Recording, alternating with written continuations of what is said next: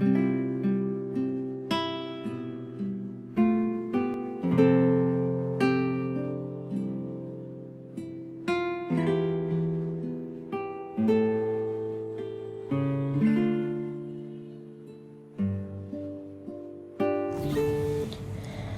mabuting balita ng Panginoon ayon kay San Juan.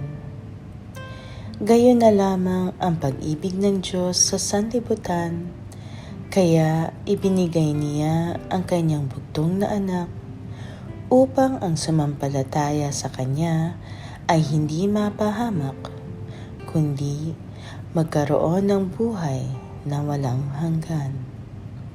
Sapagkat sinugo ng Diyos ang kanyang anak, hindi upang hatulang maparusahan ng sanlibutan, kundi upang iligtas ito sa pamamagitan niya. Hindi hinahatulang maparusahan ang nananampalataya sa bugtong na anak ng Diyos, ngunit hinatulan ng parusahan ang hindi nananampalataya sa Kanya. Hinatulan sila sapagkat naparito sa sanlibutan ang ilaw, ngunit inibig pa ng mga tao ang dilim kesa liwanag, sapagkat masama ang kanilang mga gawa. Ang gumagawa ng masama ay ayaw sa ilaw, at hindi lumalapit dito upang hindi mahayag ang kanyang mga gawa.